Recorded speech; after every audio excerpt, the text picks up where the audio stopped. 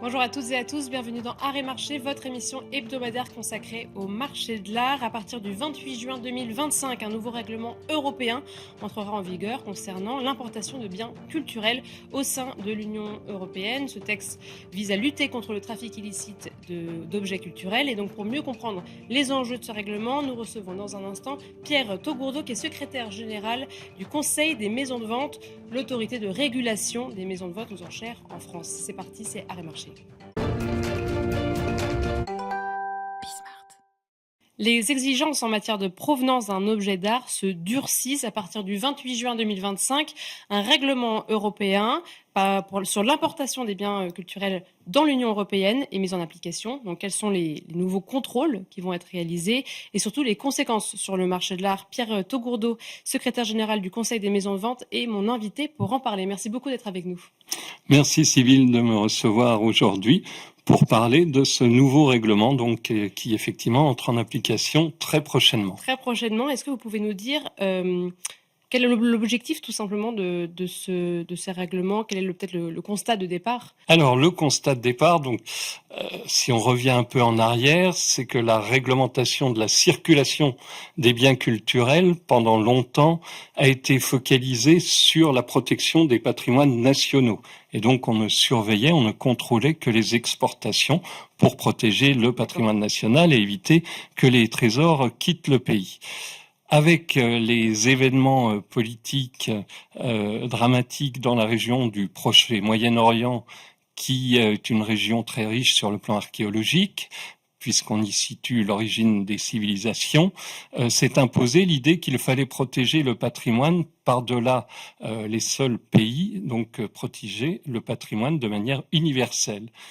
D'où l'idée de contrôler l'ensemble des mouvements, y compris les importations de biens culturels, avec aussi comme idée sous-jacente que certains trafics ont été utilisés pour financer certaines activités terroristes. Donc, on ne contrôle plus seulement ce qui va sortir des pays. Moins en amont, plus aussi en aval, et que les deux acteurs soient l'un comme l'autre autant concernés. Absolument. Donc, tant au niveau de l'exportation que désormais au niveau de l'importation, pour s'assurer que tous les biens culturels qui circulent ont une origine légale et en tout cas, conforme aux réglementations en vigueur. Donc plus de poids sur les épaules des marchands, notamment, on va parler de la France puisque nous sommes en France, donc les marchands français ont plus de réglementations, de règles à respecter. Est-ce que vous pouvez nous donner les grandes lignes de ce règlement? Est-ce qu'il va peser sur leurs épaules? Oui, alors effectivement, ce sont des formalités supplémentaires qui vont venir s'imposer aux professionnels du marché de l'art qui doivent déjà en assurer beaucoup. Le règlement, en fait, prévoit 3 règles essentielles. D'abord, une interdiction générale de vente de biens qui seraient sortis illicitement de leur pays d'origine. Oui. Ça semble effectivement assez logique, mais cela va pas sans problème, non pas parce que les professionnels souhaiteraient vendre des biens sortis de manière illicite de leur pays d'origine, mais parce qu'il n'est pas toujours possible de déterminer les conditions de sortie d'un bien provenant d'un pays extérieur. Donc cette interdiction générale pour les biens sortis de manière illicite. Ensuite, le règlement distingue les biens archéologiques, donc ceux qui sont la cible initiale compte tenu des régions concernées, les biens archéologiques dont l'importation est soumise à l'obtention d'une licence. Licence, c'est-à-dire une décision de l'administration du pays d'accueil qui va vérifier que le bien est sorti de manière licite, là encore, de son pays d'origine, donc avec les documents concordants. Et enfin, ces biens archéologiques étant définis comme étant les biens provenant de fouilles de plus de 250 ans.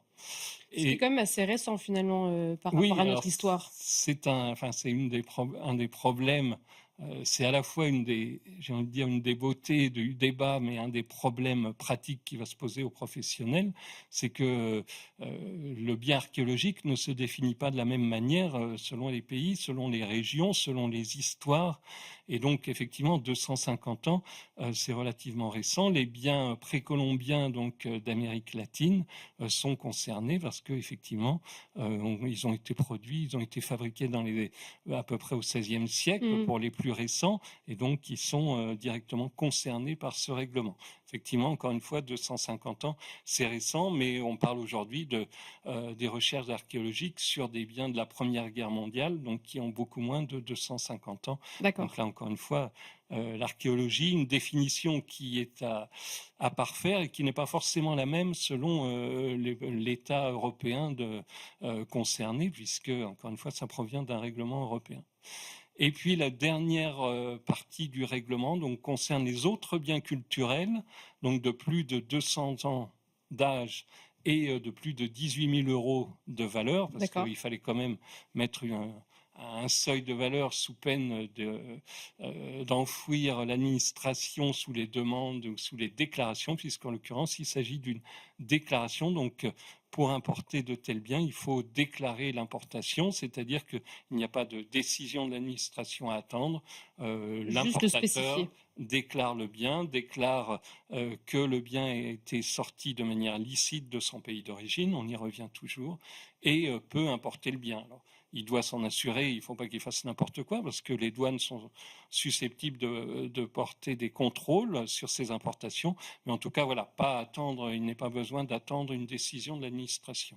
En tout cas, il y a plusieurs annexes relatives à ces trois points, avec une liste quand même très très large d'objets concernés. Ça touche beaucoup plus que seulement des antiquités, comme on pourrait se penser de manière assez, en dehors des professionnels, quoi. Oui, ça touche alors d'abord l'ensemble des productions d'art plastique classiques, donc les peintures, les sculptures, et ça touche tout ce qui est objet de collection. Et là, effectivement, alors le règlement va des timbres jusqu'aux monnaies, enfin en passant par tout type d'objets. L'objectif, évidemment, est d'englober le maximum de biens culturels. On peut dire que ça a la vertu d'être une énumération et donc c'est limitatif. Oui, au moins. Voilà, donc ça peut, parce que après chacun peut voir un bien culturel dans un objet que l'autre considéra comme un bien vulgaire. Et je voyais qu'il y avait des différentes terminologies entre autorisation, certificat d'exportation. Est-ce que tout ça, c'est juridiquement très différent ou ce sont à peu près les mêmes choses? C'est à peu près les mêmes choses, mais selon la réglementation de l'État d'origine, ça peut prendre une dénomination différente. Donc là aussi, le règlement essaye d'englober le maximum de textes. Et donc là où c'est la plus grande difficulté, on va dire que c'est pour l'aspect numéro 2 et trouver, avoir cette licence pour cet objet dont on n'a pas forcément toute l'histoire de la provenance, vu que parfois ils sont passés par plusieurs mains et on n'a pas forcément tous les documents. Absolument. Donc c'est la difficulté majeure, c'est que autant pour les biens qui sont, soit vous avez des biens qui ont fait l'objet de transactions structurées, donc avec production d'une facture ou production d'un document établissant le transfert de propriété, vous n'avez pas de problème. Mais on sait qu'aujourd'hui, la majorité des biens culturels qui circulent, sans être l'objet d'un trafic, sans être de manière illicite passés de main en main, en fait, ne sont pas documentés. Et ça peut être très près. Ça veut dire que l'objet que vous recevez de votre grand-mère n'a pas de provenance et vous ne pourrez jamais établir la provenance de cet objet, comme ça peut être des biens qui ont fait partie de collections anciennes et qui depuis sont passés de main en main sans qu'il soit possible d'établir cette origine et ce parcours particulier. Et donc, ça intervient en fait dans un mouvement général qui met la provenance comme critère essentiel des biens culturels, c'est-à-dire que de plus en plus, et ça part d'une finalité vertueuse, on va chercher à connaître la provenance des biens culturels qui circulent et écarter du marché les biens culturels dont la provenance ne serait pas certaine. Et du coup, de votre œil, quelles seraient les conséquences sur le marché? Est-ce que c'est une conséquence, positive? Parce que finalement, ça apporte beaucoup plus, de sécurisation, de lien de confiance avec, le vendeur et le marchand, ou une vraie problématique, de sourcing et d'objets en présence?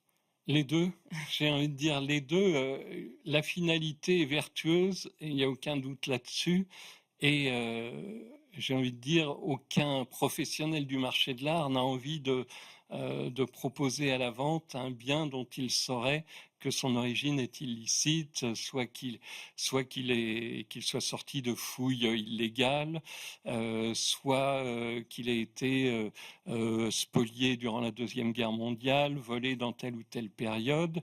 Aucun professionnel n'a envie de proposer ça à la vente. Donc, encore une fois, cette finalité est vertueuse. Les démarches demandées aux professionnels sont cependant problématiques, mais j'ai envie de dire problématiques de manière temporaire, puisqu'on est dans la phase de transition où on vient leur imposer ces nouvelles obligations administratives qui, comme je l'ai dit en préambule, viennent s'ajouter à de nombreuses autres. Donc effectivement, il y a une adaptation à faire, une adaptation également pour les administrations qui vont contrôler la mise en œuvre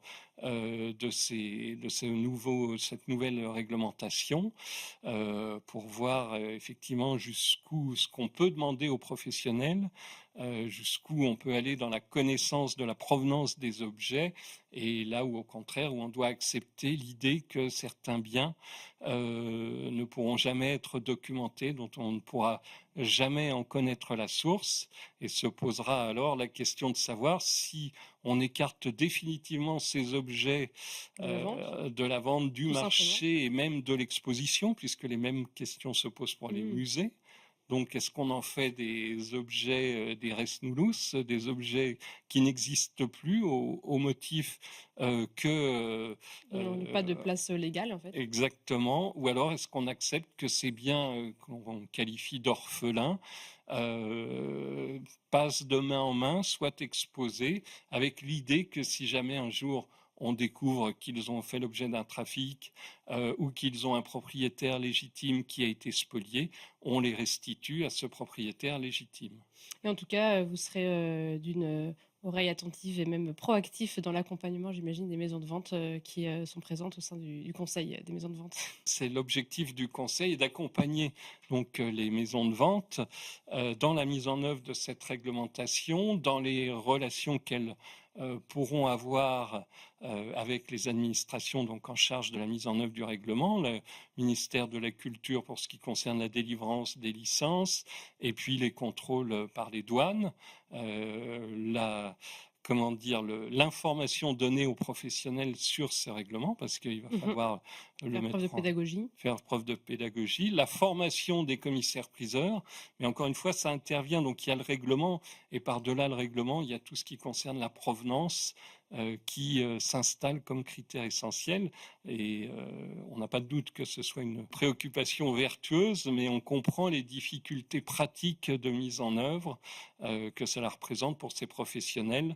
Donc le Conseil fera le maximum, fait déjà le maximum pour accompagner les professionnels. Merci beaucoup Pierre Taugourdeau, vous êtes secrétaire général du Conseil des maisons de vente. Merci de nous avoir explicité cette loi qui va donc être mise en application, cette loi, ce règlement européen qui va être mis en application à partir du 28 juin 2025. Et merci à vous toutes et tous de nous avoir suivis. C'était Arrêt Marché.